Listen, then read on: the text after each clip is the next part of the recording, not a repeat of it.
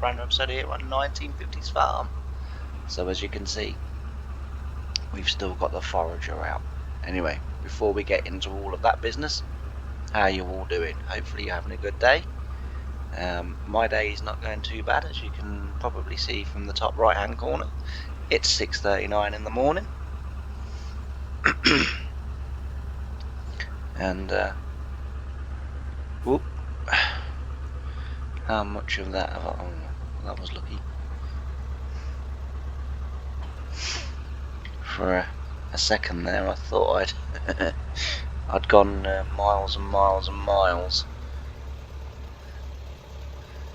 Alright, so yeah, as I said in the last episode that we'd come back and carry on with this, and that is exactly what we're doing. Normally I wouldn't want to really put two videos out that are virtually the same, but having canvassed quite a few people across the channel on different videos and different things, people have said, well, actually it's a farming channel, and sometimes, you know, jobs take more than one episode, you know, so not really that, you know, sort of I'm okay with it, you know, I don't mind. So, and as well, you know, and this is all I'm going to say about it, because I'm not going to go on about it, but you know, with what was said to me a few weeks ago now, it does kind of hopefully continue to reinforce and back up the fact that I do these, you know, fields properly. So, but yeah, this will be the last episode of this. I won't be doing a third. I don't think we'll get it all done in today's episode, if I'm honest. But as I say, the rest of it I will get done off camera.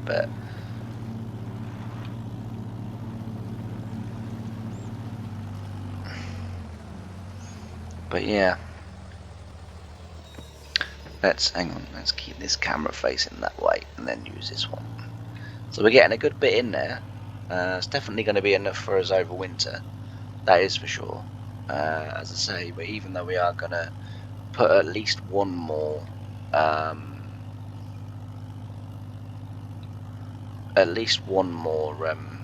cow barn down, I might put the two down, but with two fields, I thought what we could probably do is next year is bale both of them, and then bale them both, and then silage them both. So each field gives us hopefully then enough bales for the year, and then enough silage for the year as well. I mean, this field alone is going to give us, I think, enough silage to get us through the winter. I mean, whether then we move on to TMR, I have no idea. You know, TMR wouldn't have been around in 1950s. You know, back in those days, you know, silage was becoming more popular. I mean, it wasn't a widespread thing back in the 1950s. You know, silage started to become, you know, sort of more widespread in the mid 60s when farmers really began to see the benefits and to see the herd improvement, you know. And not only that as well, but you know, whether silage alone does improve milk production or not, I don't know. I mean, it's said that TMR does, and I'm assuming that in real life TMR, you know, has that effect that, you know, sort of in a way giants have said that it has. I don't know. I'm sort of, again, as I said, I think in yesterday's episode, you know,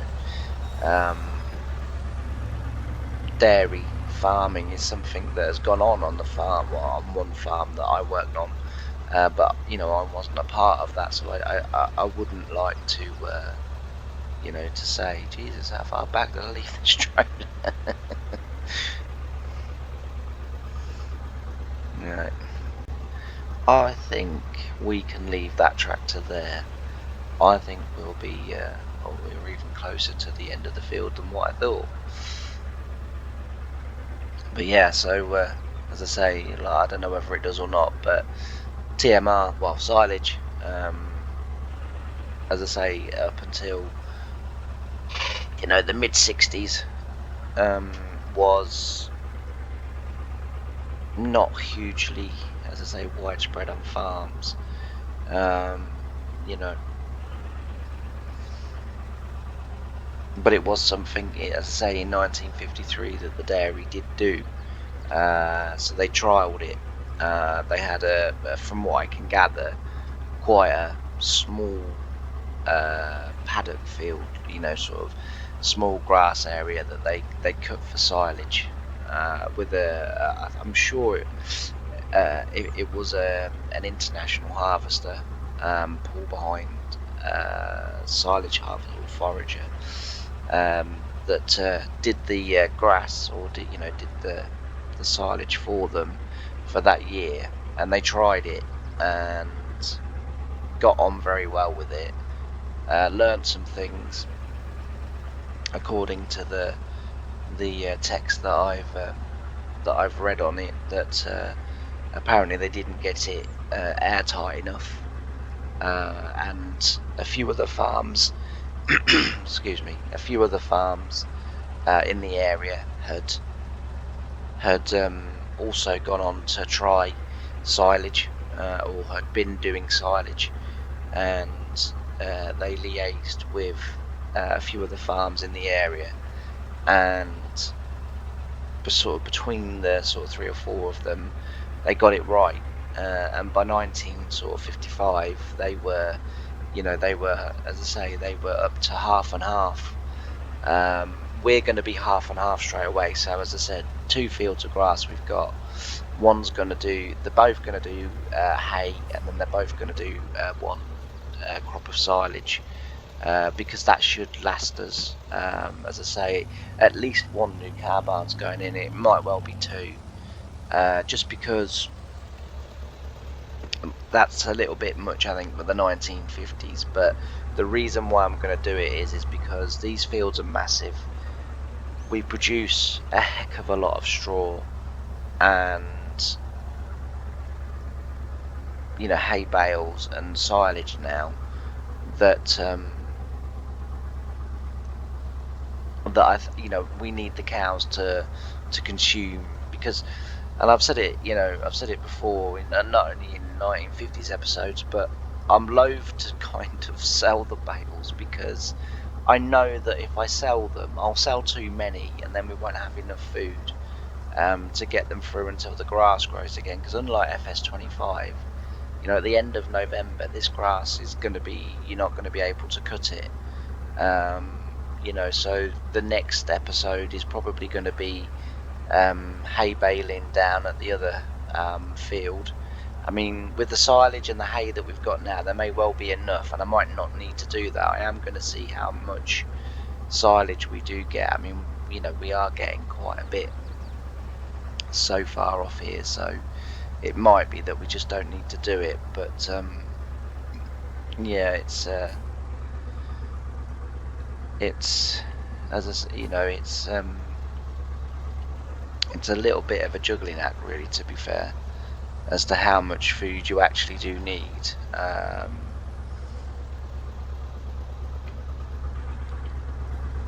But I'm sure we'll get somewhere, and I'm sure we'll make a job of it somehow.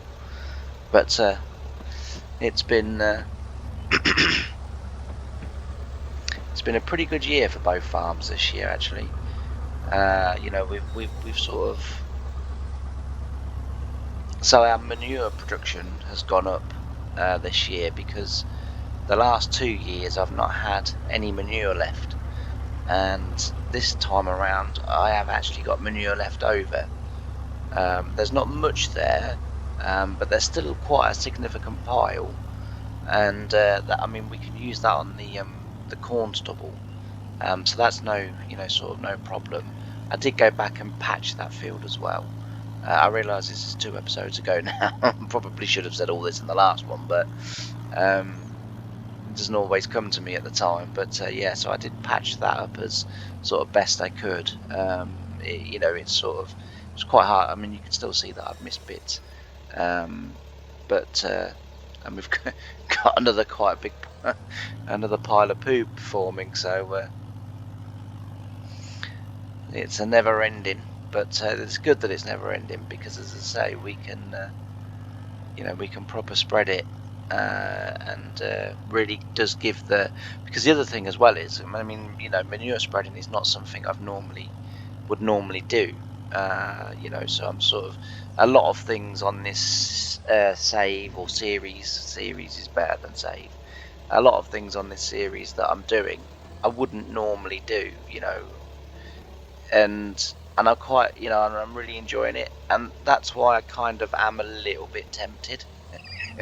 Only a little bit. Don't nobody be getting excited here. To get in. Oh, I got my tractor stuck. Come on, come on, come on, girl.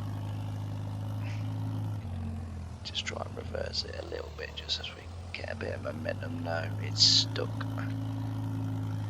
So the silage, as you can see, the chaff or the grass or whatever you want to call it, has a collision, and it has a collision so far. So the collision there, and it still allows you to. Oh, there we go. It still allows you to like run on the silage, but once you get so far down the heap, I find that the silage then has like a wall collision, and you have to try and get enough momentum, and you have to try and get so that you don't get, and it's when the silage builds up and spreads around from the back of the trailer around the wheels, it then creates like an invisible wall. So yeah, you have to be a little bit mindful of that. That's why I keep sort of going all the way back and then all the way forward and then all the way back again, because it stops it from building around the wheels. I think that's why it gets stuck anyway. That's kind of what I've sort of been able to figure out, but I may be wrong on that. But yeah, so. But anyway, I'm going to switch over to a little bit of time lapse, and I will see you when we come back. So I'll see you in a bit.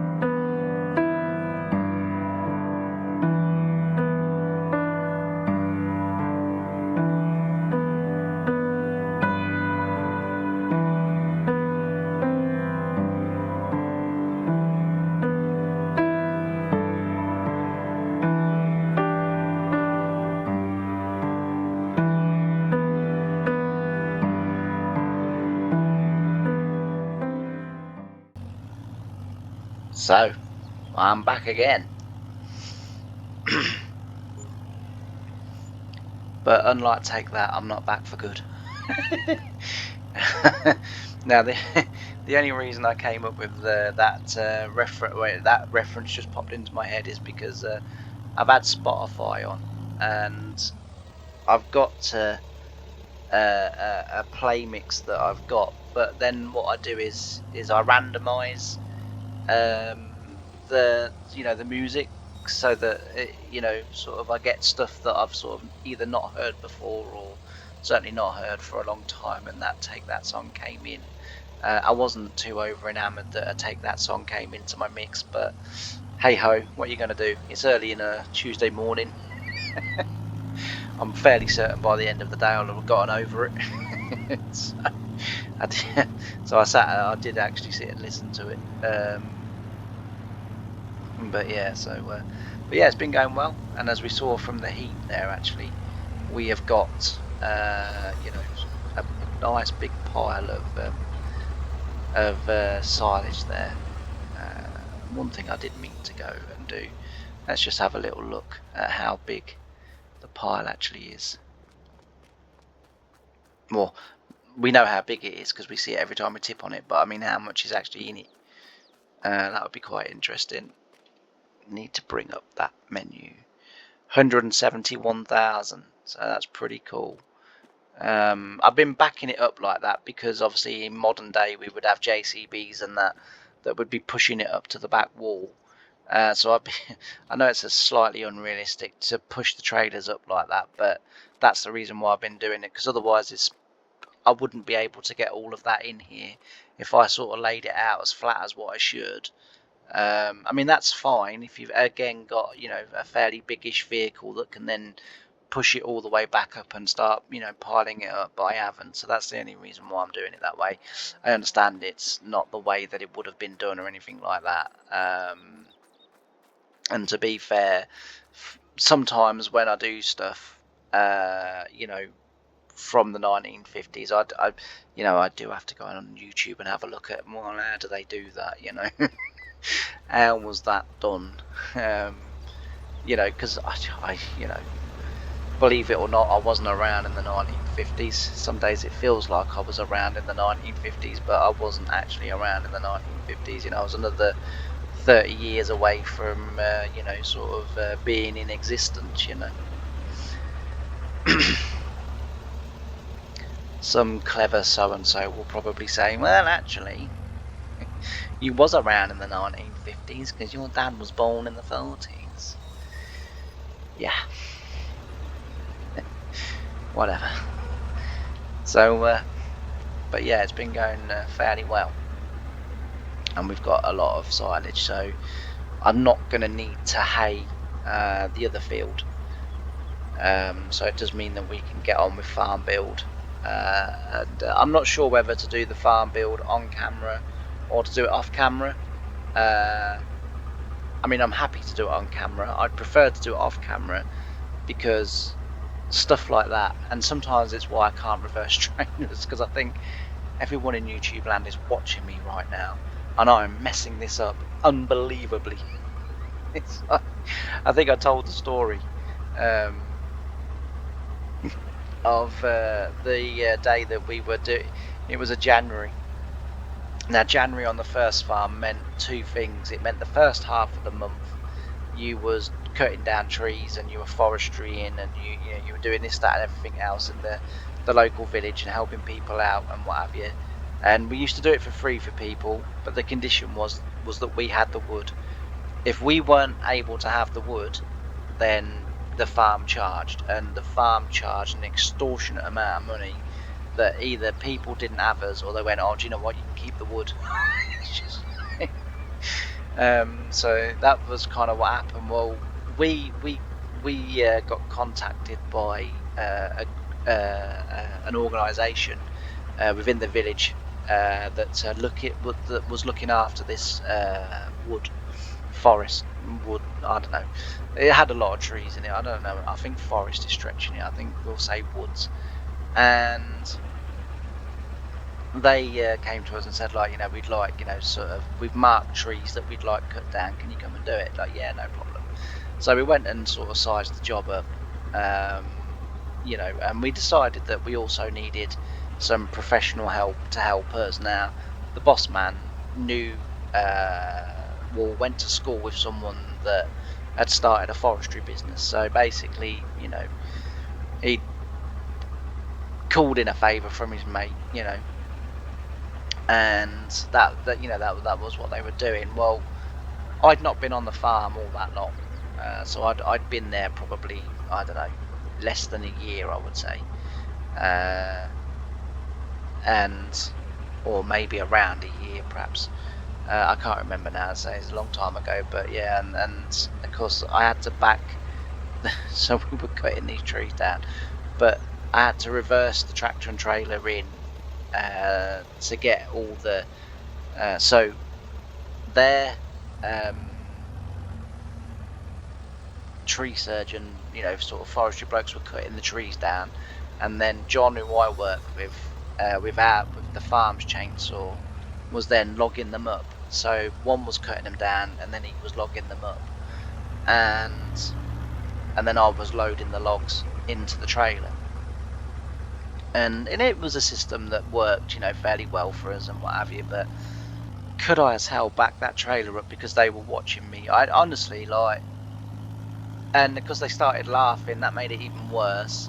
Because as I say, I am someone with sort of fairly low confidence, So they started laughing at me. That made it even worse. And in the end, John sort of like, get off the tractor, Jamie, and he had to reverse it in. And the thing was, a day or two later, because they could just cut through trees like butter. We sort of, a few days later, they were gone, and we were still there logging up. And when it was just me and John, I reversed that trailer in there first time. And he looked at me and went, "Why didn't you do that the other day?" And I said, "Because they were watching me. I don't like people watching me." I said, "You weren't watching me. You was getting on with your work. I was just getting on with my job. You were getting on with your job. I can do it." And he goes, "Oh, fair enough." So it's kind of the same with farm builds on FS. It's kind of like, I'm a little bit sort of, if I do the farm build on camera, I might mess it up. Whereas if I don't have the camera, if I'm not recording while I'm doing it, I might actually do a half decent job of it. Not that it is going to be fair, too complicated, because the plan is that the second cow barn's going to go here, next to this one. Obviously, we're going to have to leave a little bit of room, because this sticks out the side, but it's going to go across here. So this shed and that shed's no longer going to be there. It's going to come across here. And then this way, as they are now, we're going to then have, so there'll be another bale storage. Now, I'm not too sure at the moment where the second bale storage is going to go. I'm thinking, or the third bale storage, because I've got two already. I'm thinking just here, facing this way. I think the silage pit will be big enough for us to be okay with. As I said, that shed and that shed's going.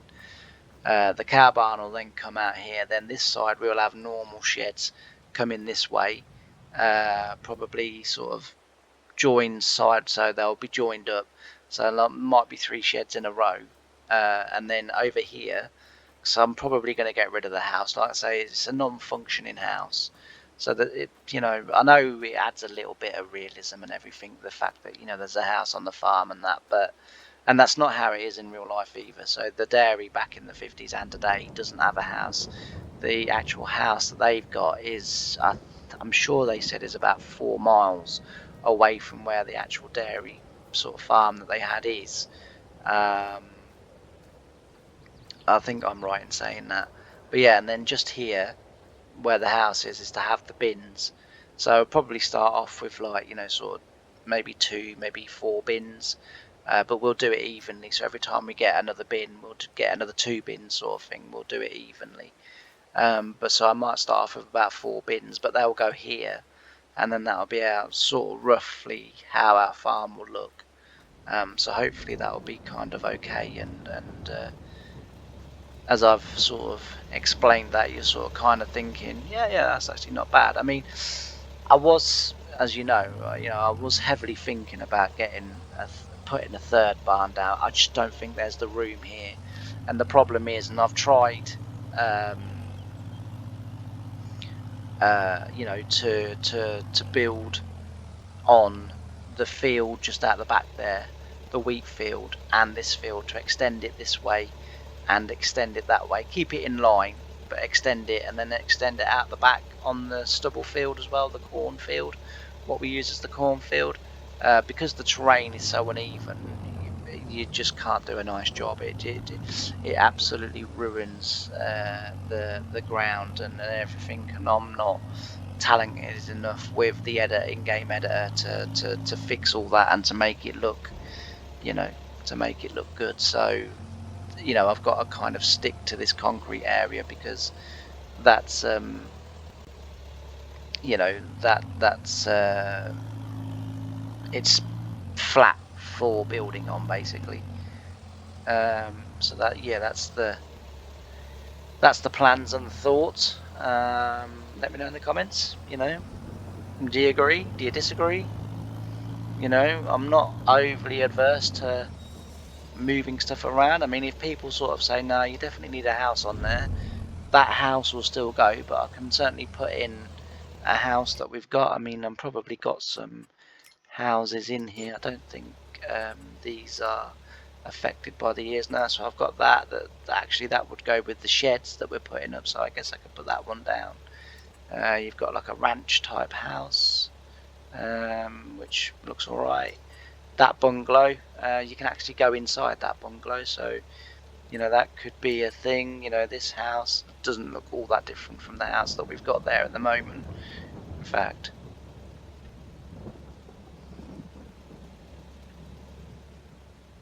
no, it is a bit different. Yeah, it is a bit different.